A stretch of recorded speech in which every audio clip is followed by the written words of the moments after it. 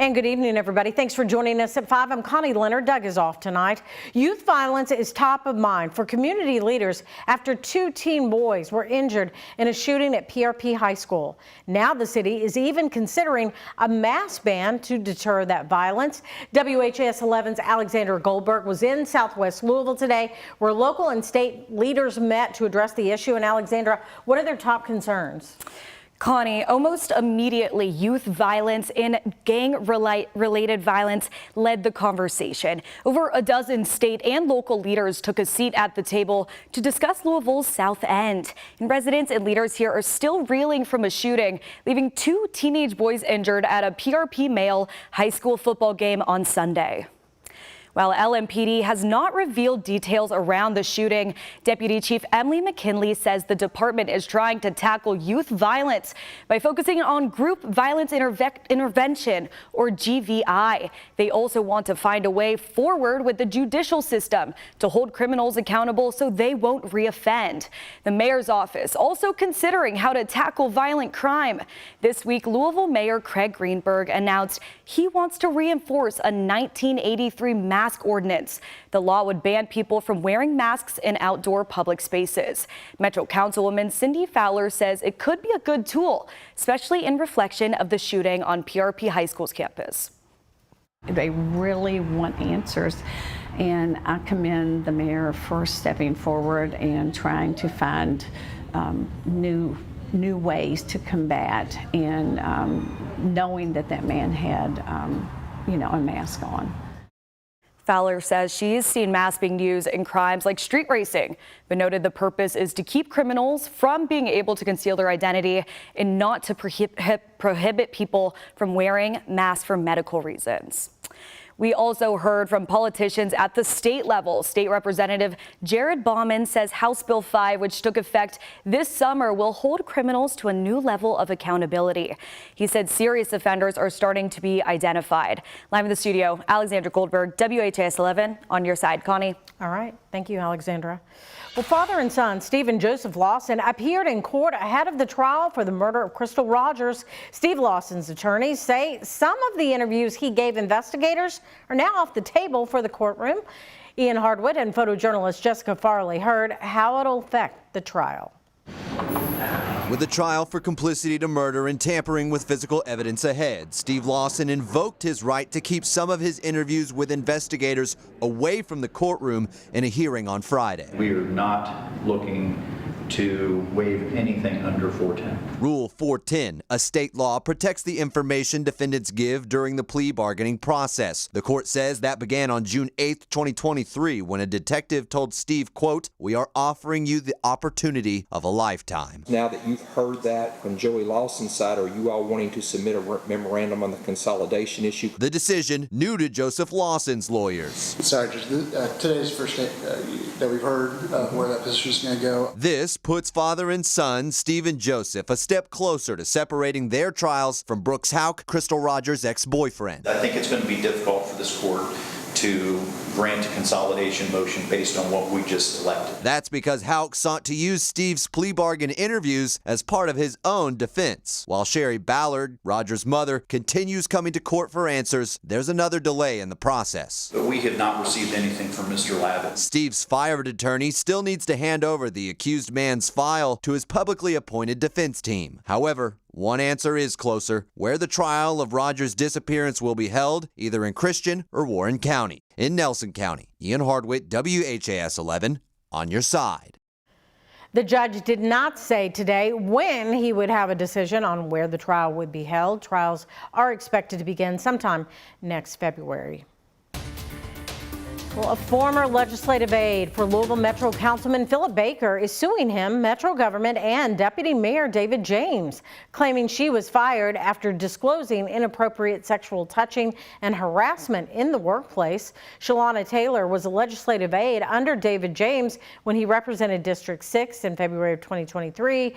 When James was made a deputy mayor, Philip Baker took his place as councilperson for the District 6. Taylor claims that almost immediately Baker began making inappropriate sexual comments toward her and eventually began to touch her inappropriately as well. The lawsuit claims Taylor went to David James to describe what was going on multiple times.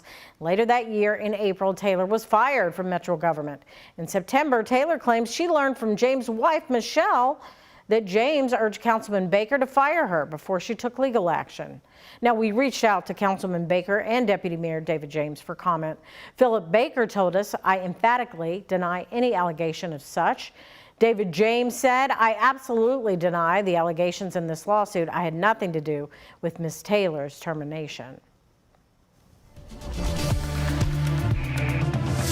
Well, it is going to be a wonderful weekend of weather. It just looks fantastic out there. It just keeps getting better and better, Matt. Yeah, absolutely gorgeous. And that'll be the theme, as you mentioned, through the weekend and really into a good chunk of next week as well. Max HD radar all clear. A wider view shows you up to our northwest. There's a little cold front. See the clouds moving through Indy, but they can't make it here, right? It's that high pressure. Our favorite weather this time of the year, the favorite thing to see on the map, because it provides us great weather. Beautiful sunshine, blue sky, little to no precipitation. That's what we're seeing. The closest rain was over southeast Illinois, southwest Indiana, and it can't make it here because of that high pressure. So for us this evening, it presents just beautiful weather. Indiana, Kentucky, all clear, maybe a few fair weather clouds up there in Indiana as it continues to dissolve. This camera looks to the north and you can kind of see them there, right? That's about all that made it here from that cold front. 81 at Bowman, it's 83 at Ali. The dew point is 54. That's a nice low number. That's why relative humidity is at 37%. So it feels really nice out and about. If you're heading to high school, football games tonight, boy, this is just spectacular for October standards with temperatures in the 70s by kickoff, halftime in the 70s, and then probably mid 60s for a good chunk of the area by the final down and the end of the game. Overall looking really, really nice as you head out the door. If you are heading to football, temperatures there in the 80s looking absolutely perfect. In our full forecast, we'll talk about the weekend, obviously, and then look ahead to how long this lasts before maybe some changes in the weather pattern. All that's coming your way here in about 10 minutes. All right, Matt, thank you so much. Appreciate it. Well, one of the largest art shows in the nation is back in the heart of Old Louisville. The St. James Court Art Show kicked off earlier this morning, where artists from all kinds of backgrounds showcase their work. Organizers expect more than 200,000 visitors over the weekend. And that's where we find WHAS11's Jose Alonso live tonight. Jose, this one's all about the foot traffic. Yeah, Connie, it's been a very busy day today. Me and photojournalist Elijah McKenzie got out here around noon. It was super packed for a Friday afternoon, and this is the 68th year that St. James Court Art Show gets to celebrate. And just take a look right over here. Okay, it got a little empty, but trust me, there was a lot busier, and it could pick up as we reach that 5 o'clock hour. It could get even busier. Artists from all backgrounds are in Louisville to showcase their work at the St. James Court Art Show. It's one of the largest art shows in the country. It's like the unofficial start of fall in Louisville, which is always so much fun. There are 17 unique art mediums just like these glass pumpkins, unique as the artist who made them. And I've come here every year. I was born here in Louisville.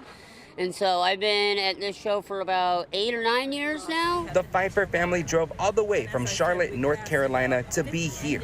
They shared this video with us showing rescue and emergency vehicles heading to Asheville, devastated by flooding from Helene. On the way up, we passed, there were about 50 lineman trucks. You know, it's neighbor helping neighbor.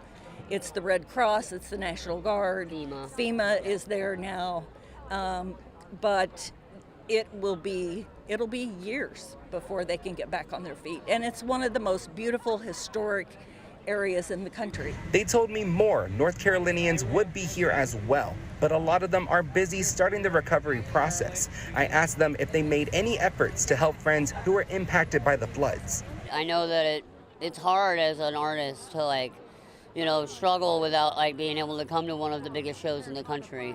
Yeah, we've tried to give send water and food and money as much as we can and things like that. They aren't the only ones representing North Carolina at St. James. Publicist for the show, Lauren Hendricks, says there are others as well. We have quite a few artists traveling from North Carolina, from Florida, who were impacted by the hurricane, and those that were able to make it here, you know, we feel so fortunate that they were, that they're able to come here. With St. James visitors ready to show their support. Everyone in this community knows when times get tough that Louisville always rallies together. And so for somebody that's been through so much to come to our city, our town, and be able to feel that is really special. Very well said. Wow. And we did see that support ourselves with our own eyes surrounding the Pfeiffer family, and it was just amazing to see. But again, we're in the final hour of this show, so there's still time to check it out before they all pack it all up. Connie? All right, and Jose, tomorrow is the big day, because today I would say is kind of like the slow opening or soft opening, if you will, because so many people come in town, spend the night, and they are ready to go all day tomorrow. Are they expecting big crowds? Yes, Connie, they told me they're expecting just about over 200,000 people within this whole weekend. So if today seemed pretty busy, it's only bound to get busier tomorrow. All Reporting right. live, Jose Alonso, WHAS11 on your side. Sounds good. Thank you so much, Jose. And if you're looking to go to the St. James Court Art Show this weekend, the Metro's Transit Authority and Parking Authority have your back. From Friday through Sunday, you can park at the Authority's Brown Hotel parking garage for $15 and get round-trip tickets to the art show via TARC. Now, the first bus will leave the garage at 10:05 each morning, and the last bus is set to leave the art show at 6:27 each night. Buses will come every 15 minutes, though, so you can visit TARC's website for more information about bus times.